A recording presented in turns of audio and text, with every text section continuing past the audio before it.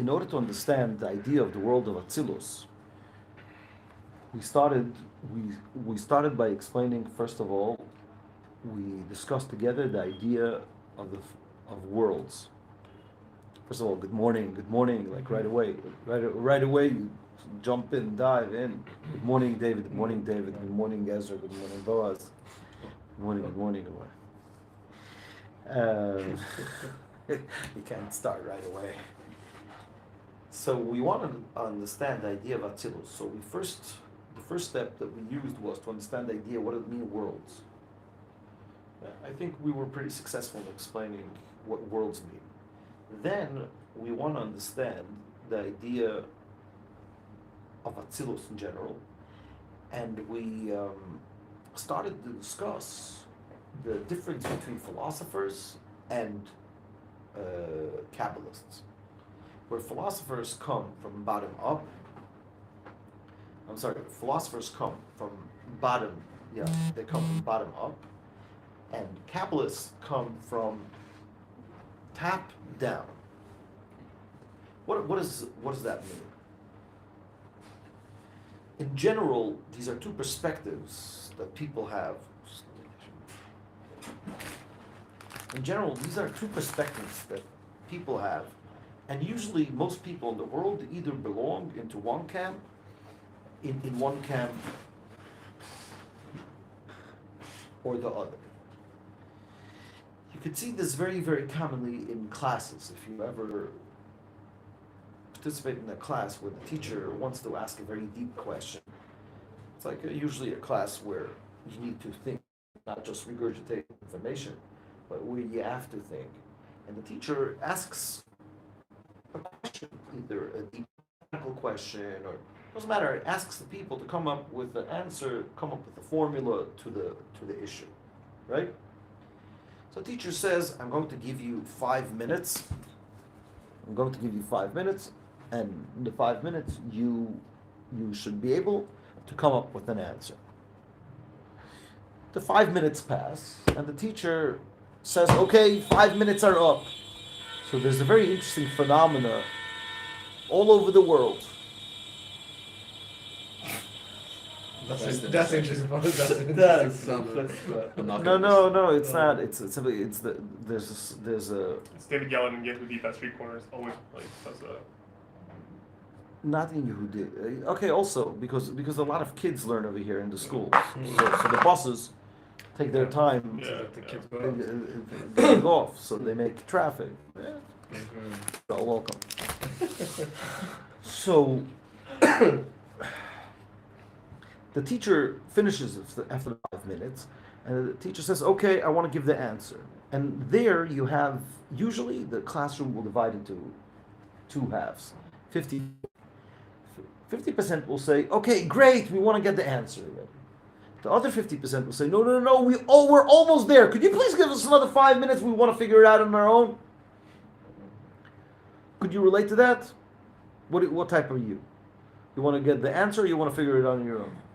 I mean, I already figured out as soon as the question was asked. That's true, but hypothetically, it's like something that you didn't. Let's try to think about something that you don't know yet. I would want more time. Well, you would want more time.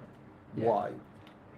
Why would David want more time? He says he says, I want it to be mine. But then let's discuss this argument between the Kabbalist and the philosopher. As I told you yesterday, the Ramchal, Moshe Chaim Luzzatto, he put out a book. The whole book is about a conversation between the philosopher and the Kabbalist. Yeah, but it's a made up book. But that's the idea. It's very important to know this conversation. Which book is it? It's called Choker u'Mekubal. Choker is a philosopher. Choker is an interrogator, a philosopher, and Mekubal is the receiver. Mekubal is a Kabbalist. We're actually going to see that's the difference between a Choker and Mekubal. You're bringing up something very, very, very interesting. That's actually the big difference between. We could also try to see in the words, but let's understand why would David say I would rather figure it out and know. Anyone over here would say, no, please, I wanna get your answer. I wanna make this argument. Yeah, okay. Let's say I'm very tired and I don't want to think. No. No, That's not a good excuse. That's not a Okay. good conversation. Okay. So I'll take the side of the capitalist, even though I'm most probably naturally more like David. When I want to grow, when I grow up, I want to be like David. Not planning to grow up anytime soon, but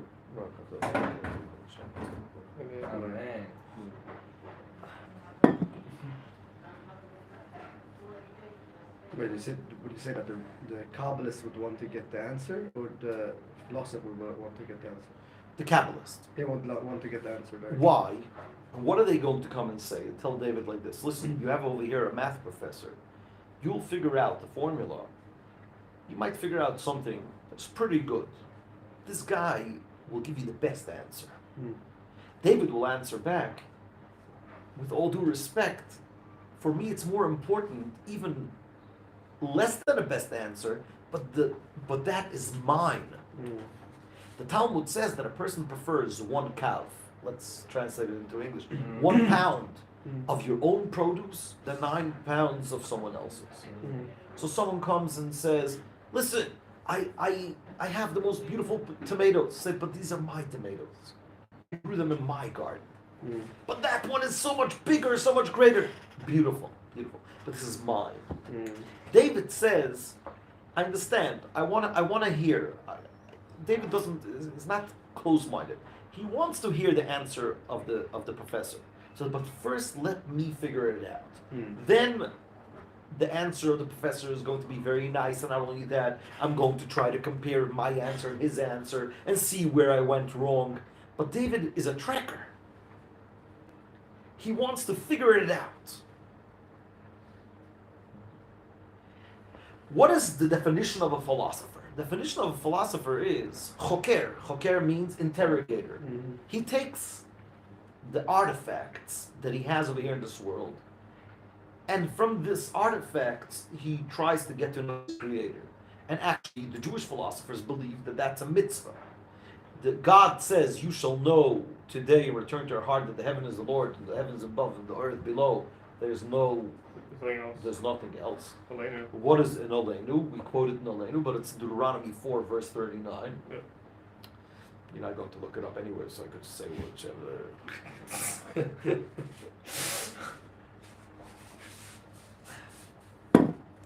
So the philosophers say, how does one fulfill the obligation that God has to us, that he wants us to know him? How do we do that? Torah study. Torah study. To contemplate. Torah study is you're learning his mitzvahs. How do you know him? By philosophizing, by learning philosophy. Why do you think Maimonides went and learned Aristotle's philosophy? Because it's a mitzvah in the Torah to know God. You want to know God, you have to philosophize. You have to look at the world and draw conclusions from the world. What is God? So let's use a simple example, not talk about a world.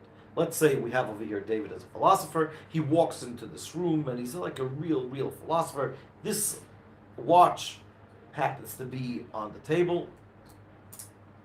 And he says, this is a fascinating watch. I never saw such a watch. I want to get to know the watchmaker. Watchmaker make me a watch. Yeah. I want to get to know the watchmaker. So what does he do? What is he going to do? He's going to bring some tools, and he's going to start taking this apart. And he's going to say, whoa, in order to make such a watch, what's right on the board? The watchmaker has to have fine motor skills. Yeah. Can I make an assumption of where this is going? So if to know the watchmaker, you have to understand the watch. So to know Hashem, you need to know the earth, or the world. Exactly. You gotta learn about the world. Exactly. That's why Maimonides starts his book by explaining the basics of the world.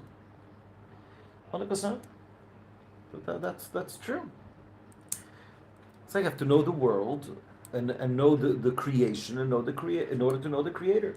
So David's taking apart this watch. And he's saying, okay, the guy definitely had fine motor skills. Now he sees over here a very complicated mathematical issue that had to be solved. Most probably this guy was very good in mathematics. And he finds over here notes in Italian, so he knows another two things about the watchmaker. He also knew how to write, and also knew Italian. So let's say Ezra is on the Kabbalist. You're a Kabbalist? Nice. Okay. So 3 weeks later, Ezra happens to walk into the office over here and he sees David. David didn't take a shower already for 3 weeks.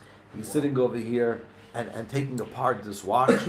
and he tells him, David, 3 weeks you weren't here. We thought that you were like abducted or something, God forbid. Like, oh, what's going on? Then, no. I was so attracted to this watch, I decided I have to know the watchmaker.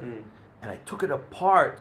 Every screw, everything is written down. I wrote a whole report, 150-page report about this watchmaker. Now I know this watchmaker. Ezra looks at him and says, oh my gosh, this is what you've been doing the last 3 weeks? The watchmaker was my uncle!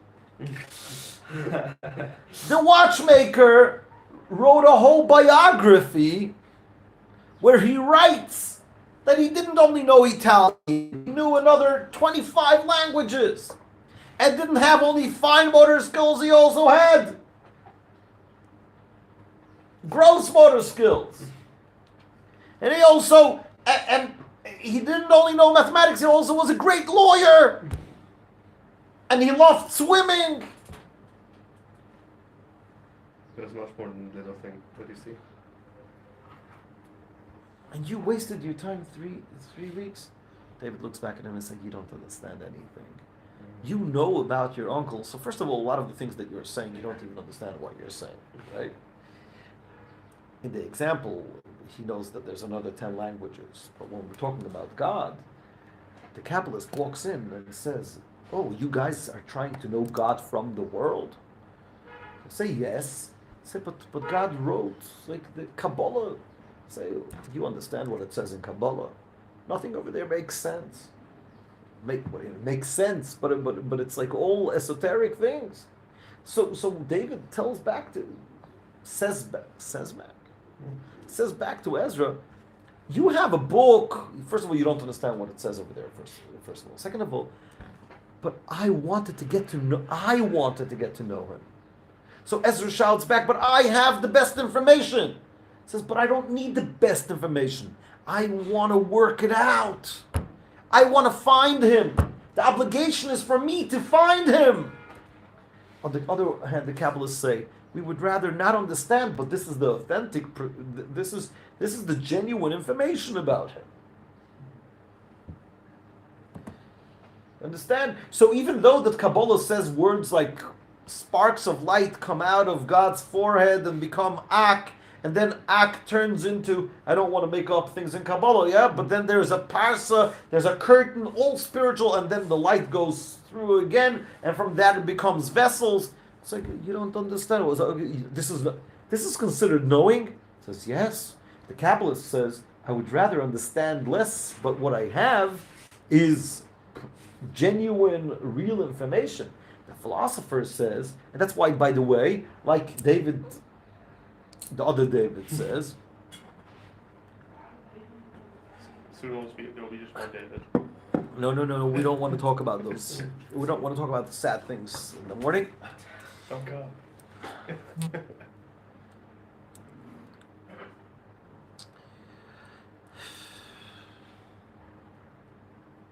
David said before that, what does Makubal mean? What does Kabbalah mean? Receiving. That's the difference.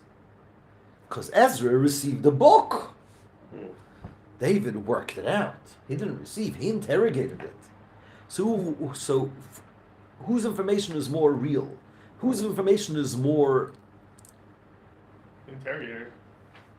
Well, it depends. Depends what you call real. Again, objective truth is more... Who has a more objective truth? The Kabbalist. But who has it made to be my reality? The interrogator. Interrogator. So the word real could have two different, real to me or real objectively. So again, naturally, and amongst the Jewish people, naturally, some people have more a tendency for this, some people have more a tendency for this. So when you put, like, for example, in a situation, two people have experienced something, one experienced one truth, one experienced another truth, and then you have people that watch those two people experience it and decide from the side. Exactly. Yeah. They say in every divorce, there's three versions of the story: his version, her version, and the truth. Yeah. Makes sense. I like that one. That's true.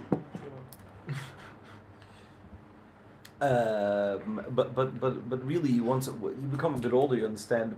Obviously, there's objective truth, but ultimately, it's not about objective truth. It's about learning how to deal with our subjective truth and how to change our subjective truth. How to make the. Let's put it like this. Ultimately, in life, it's about making the objective truth become my truth. In Chassidus, this is always called making Havaya bi Elokecha. Making God that is beyond become your life. That was what the Mirage was talking about. Okay. So you see, I just want to remind everyone that we moved the clock, so the time of the end of Krishma is very early. Yeah. So if you didn't do it, just do it now. It takes a second. Say Shema Yisrael Adonai Eloheinu Adonai Echad. Yeah. I need to do it now. What? Just that, not the whole thing. You don't. The whole thing is a chumrah. You should just do the first two. Just Shema Be'afta? The what? Just Shema Be'afta? But the Eved, you can just do the first two lines. That's enough. Whoa. Did the whole thing. You did the whole thing. That's even better. That's like the Cadillac. This is the Pontiac. Wait, 7 o'clock only. No, it still doesn't work? No, it works. It's going, but it's completely the wrong time now. No, but I said it yesterday. Okay. So let's focus. Someone send it back. What? It's easy, No, it's supposed to be simple, but yet so important. What? Shema. Yeah. Sure. Very simple, very important, and the main idea is like the devotion of doing it. The consistency is the point. Actually, there was an opinion saying that the reason for exile from the Second Temple was because the Jews neglected Kriyat Shema. There's a lot of reasons. I cannot remember where I heard There's that. a lot of opinions on this. Yeah. Second temple. It's because they were interrogators, not deceivers. No. So guys, what is the advantage of the choker, of the philosopher? That it's it permeates him. It becomes his subjective reality. What's the advantage of the Kabbalist? That he has Or closer truth, maybe. he has the pristine, genuine, and by the way, in parentheses, not parentheses, that's what we're going to see over here in the Maimer, that the whole idea of Chassidus Chabad is the integration of both. How do we learn Kabbalah with philosophical tools? Like this, we should be able to integrate Kabbalistic concepts into our lives, understand and internalize Kabbalistic terms. That is the whole idea of the Alter Rebbe, and this is also going to be a part of the formula that we're going to do over here. How is this so important for our Maimer? Because we, yesterday, were trying to find out what is Atzilus. And like Boaz became so excited before, he said, so you have to know the world? Sure. And I want to say that King David in Psalms says clearly the same idea. Let's try to know God. What does it say? He says the following. He says, Hayotzer ayin halo yabit. A person, not a person. If he created the eye, he obviously could. If he's a God, and we see over here in this world the idea of vision, it must be that he could see. Hanoita oizen, if he planted an ear, halo yishma, obviously he could hear. So basically, from a philosophical perspective, if you want to get to know God, you're going to take all the artifacts of the world, and then you're going to attribute that to God. Now, guys, make sure you hold on to your chairs. You shouldn't fall out. What is That, once you understand this idea, that is Atzilus. Atzilus means God as He is a creator of the world. In other words, like this, let's look at the world, and let's try to understand from this world what's going on in this world. There's love, there's hate, there's anger, there's compassion. If He's the creator, everything has to come from Him. Now, over here needs one small footnote over here to understand that we don't have to say that God has every flower that exists over here in this world, right? You categorize things. So love and water, if you understand the depth of how they work, they're more or less the same.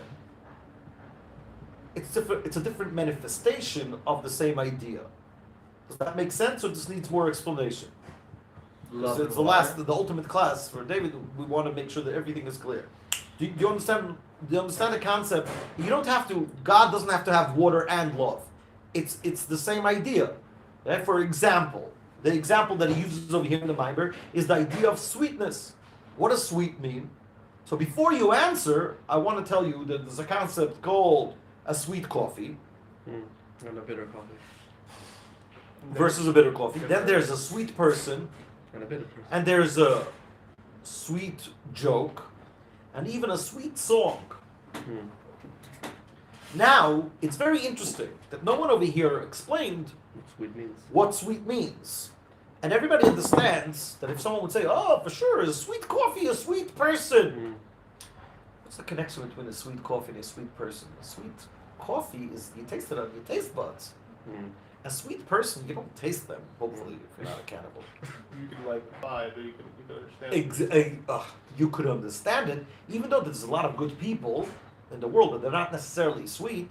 Sometimes you can just tell when someone's a good person. If you have, We're not talking about good. Sweet. Good is a different. Sweet. You can, So, you but can tell you have to have an intuition for it. Maybe your intuition's not always right. I don't know. it's like, oh, this person has grace. What does grace mean? Oh, Yeah, but okay, that was more a joke. Right. A So reference. you're to a just joke. showing us that we know words functionally, but we actually don't know their meaning. Okay, but I'm trying to use the word sweet because Yeah, we yeah, do no, understand what the meaning of sweet is, but what's the relationship between a sweet person, a sweet coffee, a sweet song, and a sweet joke? it warms you up.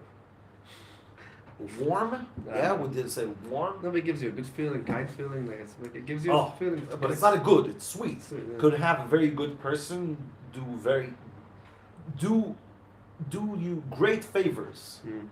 Yeah, let's say you need to go to the airport. I'll take you with my car, and it won't necessarily be done sweet.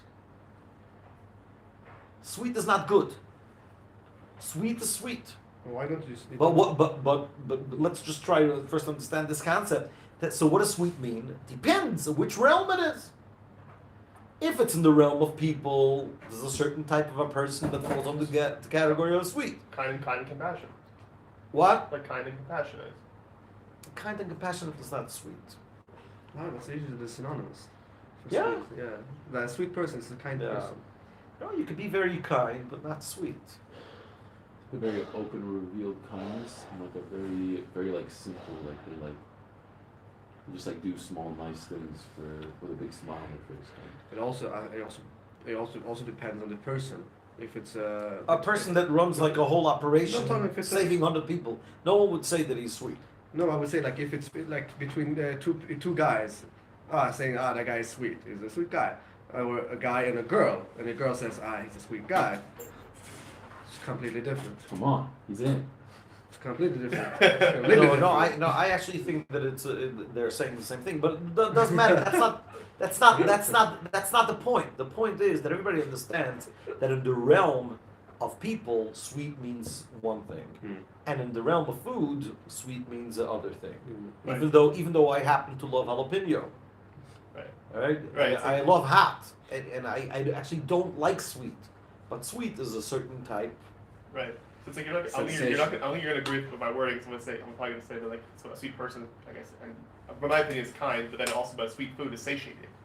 You know, it's where it's like What does that have to be Sweet is savory. I guess I don't know. How do you describe what sweet food was? Sweet food is just Not like savory. just makes Candy me- is savory. Yeah. Why don't candy savory? No, but it makes me smile. I don't think you can. I don't think the point is to discuss. Exactly. We're not trying to discuss the idea of sweet. Yeah. Just trying to say that there's a concept called Seder Hishtalshalos. And that is the point that we're trying to make now. That the idea of Seder Hishtalshalos, of a descending chain, we're over here sitting philosophizing and trying to understand the idea of Atzilus. So when we're saying, when we're looking at the world and all the artifacts of the world, we are going to come to a conclusion. I don't know exactly how to get to that conclusion, but everything in the world falls into one of 10 categories. And then we're going to attribute those 10 categories to the Creator. And that's called the world of Atzilus. The world of Atzilus is God with his 10 attributes. So God has sweetness, God has stringency, God has compassion, God has intellect, God has emotions. Look at everything in this world, and then you'll realize, and that's what basically the Kabbalists, the philosophers that also understood some Kabbalah, maybe they didn't word it the same way, but you look at everything in the world, it has its intelligence, that's its mission. Yeah, the table also has intelligence. What's the point of this table? What is the message of this table? Everything has its intellect, has its emotions, and has its functionality. Emotions is how it connects, and has its functionality, and functionality is actually how it does things. So basically, if you take the formula that is called the 10 Sefirot, everything in the world, obviously there's a lot of different levels. There's 4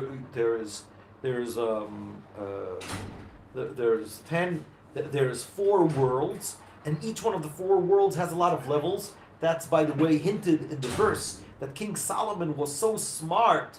Vayidaber Elai Shloishes Alofim Moshel. King Solomon was so smart that he was able to give 3,000 examples for everything. Says Chassidus, why 3,000? Because he was able to take everything, let's say the idea of sweet, and explain it. There's 3 worlds. Every world has 10 times 10 times 10. So the idea of sweet, he would be able to tell you how all the way from God's sweetness, from God's chesed, how it manifests in each one of the levels in the descending chain that we call in Hebrew, how do we call it? Seder Hishtalshalus, the descending chain. Do you understand? Does it make sense what I'm saying? I lost you. We lost. You lost? A little bit. Where? What was the last thing that you heard? No, just the whole idea of the conception of the 4 worlds and the levels. I'm just having a hard time grasping that. We just gave the example of sweet in the realm of people, Okay. in the realm of Food. in the realm of a joke. Okay. So, if you're a smart person, you have the ability to explain every concept in each one of these worlds, to give a good definition for a sweet person, to give a good definition for sweet food, and a good definition for a sweet joke. Which joke is sweet? Which joke is cruel? Which joke is funny? Which joke is corny? Which jokes are dad jokes? Not bad, dad. Yeah, let's say it's corny, but yeah. Same as corny. Okay, so you see, but if you understand that the world really works, there's only a few concepts in this world. There's 10 concepts, 10 categories, and everything in the world stems from them. It just goes down 3,000 levels. Every concept has 3,000 levels. King Solomon was so smart that he was able to say 3,000 examples. Not 3,000 examples for the same thing. Okay, 1 + 1 = 2. 1 candy and another candy is 2 candies. 1 table and another table is 2 tables. 1 coffee and another coffee is 2 coffees. That does make you smart. Smart is when you take a concept and you have the ability to bring it down lower and lower and lower. So to come all the way from the loving kindness of God, coming down all the way to a sweet coffee, that is brilliant. And by the way, that's what Adam did. Adam was also very smart. He was able to look at an animal and say its name. What's so smart about saying its name? What's so smart about deciding that a monkey is a monkey and a donkey is a donkey? And you could have decided exactly the opposite. You could have decided that the monkey should be called donkey and the donkey should be called monkey, and we wouldn't even know. Actually, it could be that's the way it was in the beginning. But what does it say in Kabbalah? What's brilliant about Adam that he called the donkey Chamor and a monkey Kof? Because he saw where they come from. So the letters, he understood the power of the letters. He understood how the letters get transformed from one level to another level. So he was able to look at the monkey and see exactly what it stands for, what type of manifestation of energy it is, and therefore he was able to see its name.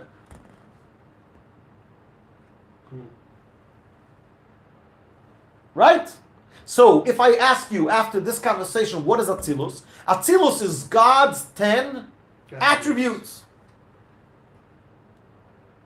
God, how do I know God has 10 attributes? Because the world has 10 attributes. So it has to come from God. What is the problem? Why is this problematic? Muy problemático. Why is this problematic? Because God cannot have 10. If he has 10, Limited. it's a limitation. God has to be one. Maimonides explains that, again, I don't want to become too philosophical over here. That's Rabbi Kaufman's forte. And I'm not so good in philosophy, definitely not like him. But one means not only one. Maimonides explains that one means that he's not composite. So if God has 10, he by himself needs a God, right? Because it's composite. If you're composite, you have to have someone that created you. So one doesn't only mean that there's only one God and not other gods. It has to be one, no details. So over here, Maimonides explains the following. Take all the 10 sfirot. They all stem from the first sfirah. What is the first sfirah? Wisdom. Chokhmah. Is that a good answer? Still, there's a God that has wisdom. If God has wisdom, he's already composite. So what does Maimonides do to that? He says, not God has wisdom. God is the wisdom. God and his wisdom are one. And that is something that created beings cannot understand. So basically, what did we do? We did now, together, a trip to the world of philosophy, which Maimonides represents that, even though there's a lot of proofs that he was a hidden Kabbalist. But at least the way he taught stuff, he acted as a philosopher. He used Aristotle's ideas in order to prove the idea, in order to explain God and things like that. So what is the process? The process is very clear. What is the process? There's a world. The world has a source. The Rambam doesn't necessarily talk about 10 sfirot, but doesn't matter how many you want. But over here I'm also integrating because in Judaism there was also groups of people that had, like the Ramak, Ramosha Cordovaro, that explained Kabbalah. So a lot of the explanation that I just said is based on his explanations. Then, when you understand that the world has 10 categories, and we're going to attribute these 10 categories to God, then we're going to say these 10 also stem from the highest one. The highest one gives out, and the highest one is not an attribute that God has, it is God himself. And therefore, Maimonides calls God Hu HaYodea, Hu HaMada, Hu HaYadua. He is the knowledge, the known, and the knower. This is a very short trip to understand philosophy on one foot, so it's a Jewish philosophy on one foot, how we came to a conclusion that God is wisdom. Is the unity between God and his wisdom at all able to be experienced based on people naturally feeling as though they don't it's not that they have a soul, they are their thoughts? That's kind of a natural experience. Maimonides would answer David's question and say, it's clearly not like that. People are not their thoughts. the biggest proof is that sometimes they don't have those thoughts. I agree with people are not their thoughts, but a lot like it's a natural feeling to feel that you're your thoughts. So is that a way to feel? No. We're not talking about a feeling. Maimonides is really like. Maimonides really believes that God and His wisdom are one. No, but I'm saying, can we understand it better? You say understand better. No, yeah, I think it's just ruining it. Because our thoughts are so not us. Our thoughts are so our thoughts are like our socks almost. Like if you think about it from a philosophical perspective, you could just change your thoughts in seconds. You have a depressing thought, you could think about a happy thought. So that's so far away from you. There's so many things in you that are so much deeper than your thoughts. Thoughts in Kabbalah are in Malchus. It's your lowest sphera. Your intelligence is much deeper than your thoughts. Your perspective is so much harder to change. It's so much closer to you. What are thoughts? Thoughts. Thoughts are garments. You're thinking in a language. Have you realized you think in a language? No, I agree. No, so thoughts would be like such a hard, such a far-fetched example to explain that that this is you. Yeah. Thoughts we could just switch on and off. We could change them. There's so much stronger levels. I would say if you want to give an example for that, say you and your life. That's much closer to this concept. Thoughts are, you know what thoughts are? Thoughts are literally just like speech, just the way you speak to yourself. They're like clothes. You just the wardrobe. It's like normal people don't talk to themselves. Some people that talk to themselves is because they want to discuss things with someone very smart, so they talk to themselves. But most people don't talk to themselves. So how do you communicate with yourself? By thoughts. But it's very external. You and your life makes it low. That's something much more. United. What? United. Much more united. So we understand the Rambam more or less. Now let's get all the rage out. Who's the Kabbalist that is going to attack the Rambam? Who was it? No. The Maral of Prague.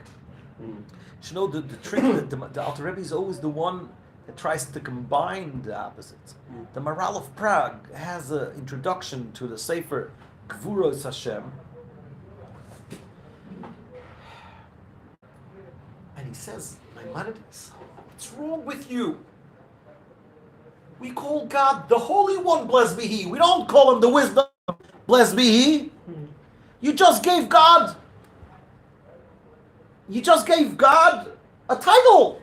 You call Him Wisdom.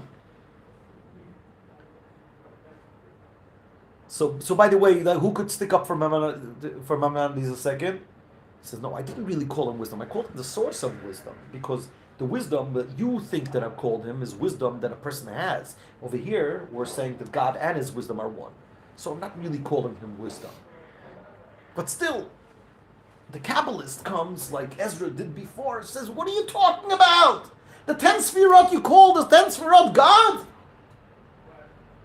This is because you're stuck in creation. Just like David was stuck in getting to know the watchmaker through the watch. God is so much greater.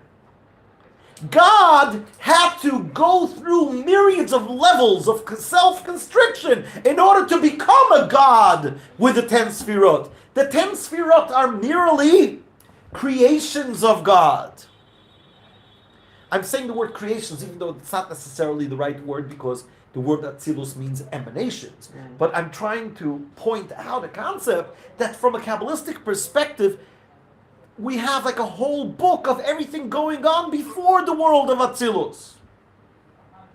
Again, who could stick up for the Rambam and answer back to the Kabbalist?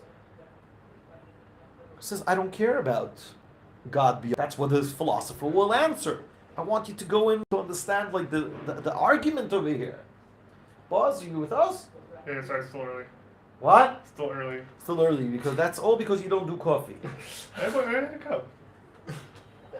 No, we were talking about you came back in creation. What is this? Decaf? No, it's not as strong as what you're doing. I had your coffee. I spiked up and then I crashed like an hour later. I need to drink it more times. No, we're stuck. And because you had it only once. We're stuck in creation. We're like Hashem is much greater than all of that. Exactly. Exactly. Comes Boaz and says you're stuck in creation. The Maral of Prague comes and says, "What are you talking about? God is so much beyond that." Well, if you want to understand, Kabbalah tells us that there is like the infinite light of God, and then God constricted that infinite light, and then He drew down a beam of light called the calf, and then the calf went through so many constrictions until He became the world of Atzil. What do you mean He became the world of Atzil? He created 10 hats, and with this, He runs the world. And this is actually the words in the Holy Zohar. When do we say the Zohar? Every week. Let's bring a siddur. Shabbos, Kabbalah Shabbat. Exactly. Before Kabbalah Shabbat. Before Mincha on Friday.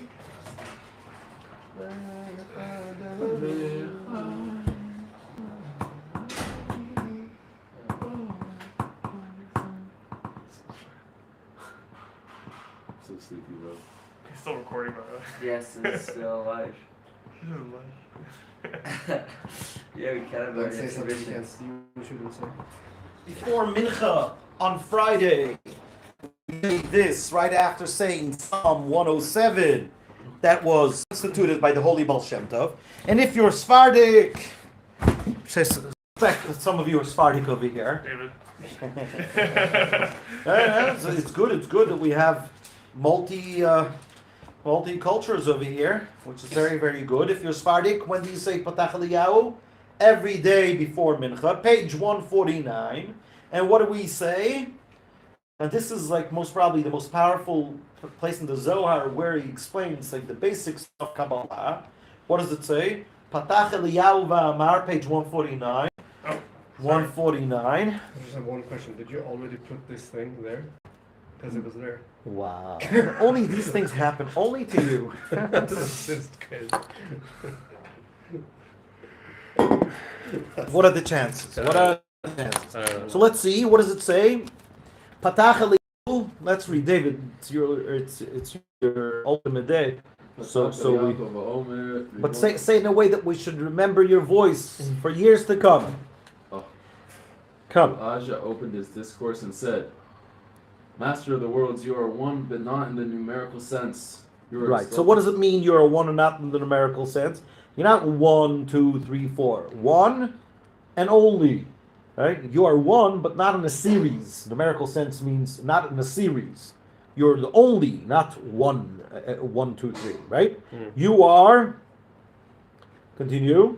You are exalted above all the exalted ones, hidden from all the hidden ones." Right. Now, what is he hinting over here? He's talking like a Kabbalist, right? Elijah, a prophet, a Kabbalist. This is Zohar, Kabbalah. What are we trying to say right away? What is the first thing you want to say? No. You don't know God. You see creation. No. How did he say before? My uncle was so much greater than being a watchmaker.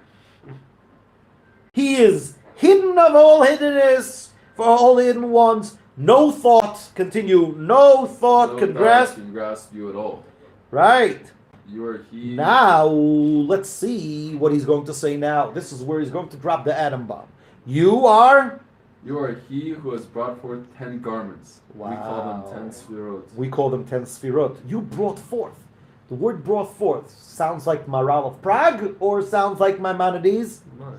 Brought. We have an argument over here.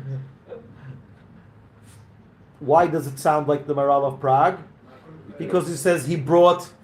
Because the Rambam said that all the property spelled for wisdom, so they said he brought forth 9 garments because. No. That's not exactly what I meant. Nice. He brought forth means you're talking from above. You're talking from top down. He brought forth 10 sfirot. It must be the must be morale. It must be like the morale. This is the Kabbalistic perspective. This is Zohar. God created 10 garments. Now we're going to see that even though this is a Chabad Siddur, this is a big mistake to call it garments. It should be really 10 adornments. We're going to see. I once taught this in a class, and we wrote a letter afterwards to the Cossack publication. The word garments is a very, very bad translation because as we're going to see. But what is the word in the Hebrew? Let's look. Amtuda, because you are the one that brought forth. Asar tikunin. What does asar tikunin mean? 10. What is tikkun? Is adornments. The repair. Is Repairments. It's repairments. It means like a jewelry. It's an adornment. Okay. Yeah, you brought forth 10 garments. Let's just go with the English over here. The Korin Elohim Asar Sefiron, and you called them, and we call them 10 Sefirot. By the way, what is the meaning of the word Sefirot, guys? No. Sefirot. All the Kabbalists say the word. It's like sapphires. Sapphires, yeah. Stones. It's expressions. Yeah, there is one Kabbalist that also says that it's trying to hint the word number. But also the Vilna Gaon, and also everybody says that the word Sefirot is sapphires. What's the word for sapphire in Hebrew? Sapphire. Sapphire. 10 Sefirot, through which to direct hidden worlds and not revealed, which are not revealed and revealed worlds. So why did God bring forth 10 Sefirot? In order to run the worlds. That is a very Kabbalistic way of looking at it. God is beyond the 10 Sefirot, and He brings forth 10 Sefirot in order to run the world. He has to create 10 hats.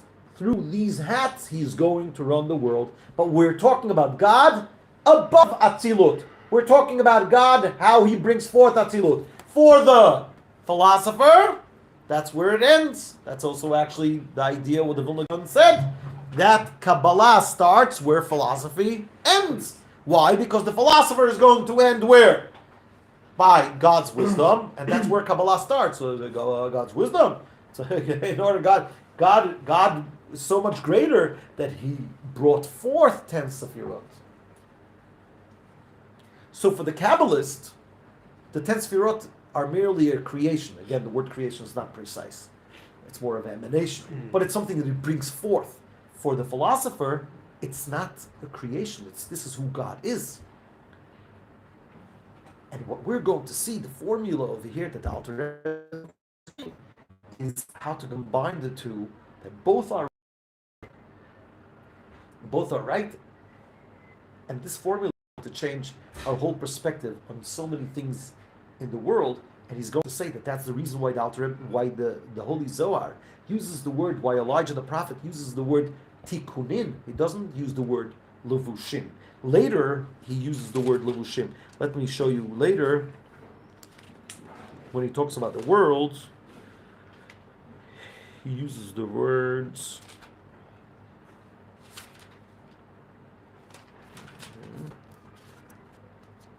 Look on page 150.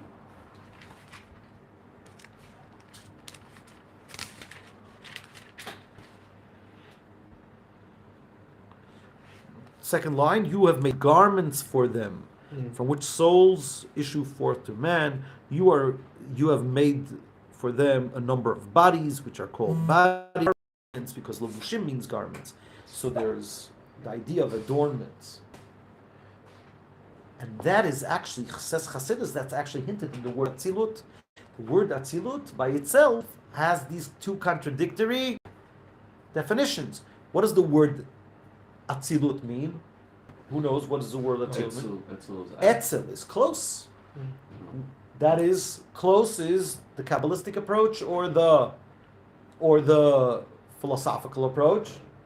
To say that the Sfirot are close? Philosophical. What is another definition of the word Atzilut? Emanation. Emanation shows on closeness or far or distance. Distant. So from a Kabbalistic perspective, Atzilut is You just brought forth. It's Far. not God Himself. It's distant. From a philosophical perspective, it's close.